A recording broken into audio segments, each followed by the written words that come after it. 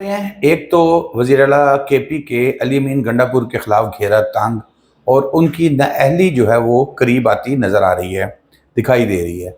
इसके अलावा supreme court के जस्टिस सैयद मंसूर अली शाह साहब जो कि इस वक्त सीनियर मोस्ट जज हैं, उनको फाइनली चीफ जस्टिस बनाने का फ़ैसला कर दिया गया। ऐलान जो है वो इसी वीक में नोटिफिकेशन के ज़रिए कर दिया जाएगा। सबसे पहले बात करते हैं जी अली अमीन गंडापुर साहब की, जो कि काफ़ी तनाज़ात का शिकार हैं और मसाइल उनके ये हैं कि एक तरफ इमरान खान साहब को जवाब दे हैं और दूसरी तरफ वो दूसरे लोगों को, ताकतवर हलकों को जवाब दे हैं। अब दोनों को बैलेंस करके चलना शायद अब उनके बस की बात नहीं रही, क्योंकि इमरान खान साहब जेल में काफ़ी ज़्यादा एग्रेसिव नज़र आ रहे हैं और किसी किस्म की नरमी वो है उनकी जानिब से, कहा गया है कि नरमी नहीं होनी चाहिए।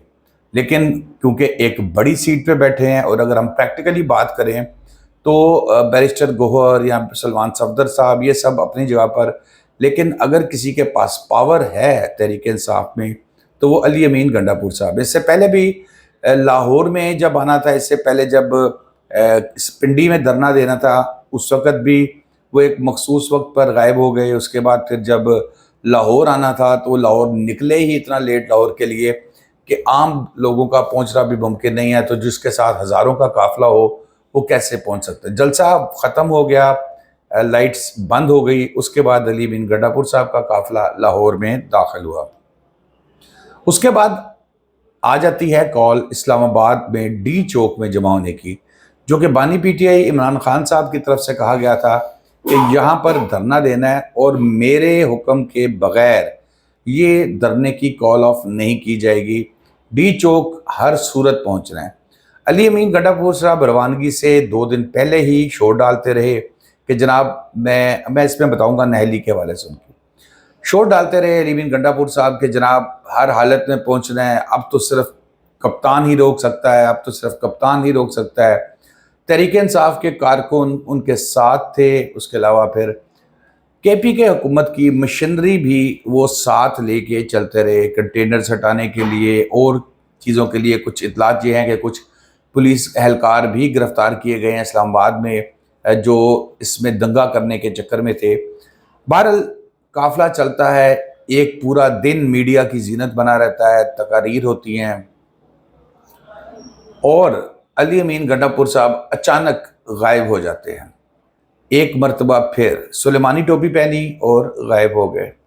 ये सुलेमानी टोपी जो है ये बड़ी एक ख़ास किस्म की सुलेमानी टोपी है कि हज़ारों के मजमे से अली अमीन गंडापुर साहब अचानक निकलते हैं और गायब हो जाते हैं।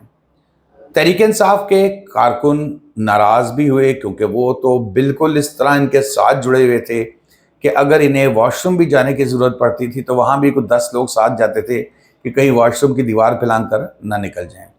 इतना चेक एंड बैलेंस होने के बावजूद एक जगह पर जाकर अली अमीन गंडापुर साहब जो है वो जिसको कहते हैं ना चुल्ल देने में कामयाब हो गए अपने वोटर्स को, अपने सपोर्टर्स को जो उनके साथ आए थे। और जब ऐसे मौके पर लीडर कहीं तितर बितर हो जाए तो जो वहाँ पर मुजाहिरीन होते हैं, जो लोग साथ गए होते हैं, या तो बहुत खौफनाक हो जाते हैं और उनको कंट्रोल करना मुश्किल तरीन हो जाता है और फिर मामला 9 मई तक चला जाता है। दूसरी सूरत यह है कि वो घबरा के वापस घरों को जाना शुरू कर देते हैं। इस केस में भी यही हुआ।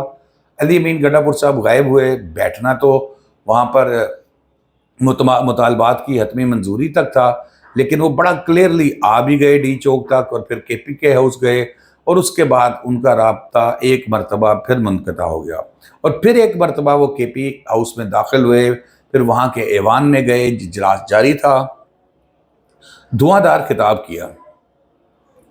अब आ जाते हैं जी अली अमीन गंडापुर की नाअहली के हवाले से। तो जनाब हुआ कुछ ऐसे है कि पेशावर हाई कोर्ट में एक रिट दायर की गई है अली अमीन गंडापुर साहब के ख़िलाफ़, जिसमें ये कहा गया है कि उन्होंने अपने हलफ की खिलाफ वर्जी की है और आर्टिकल 62 के तहत उनको नाअहल करार दिया जाए। वफाकी और सूबाई हुकूमत और इलेक्शन कमीशन को फरीक बनाया गया है।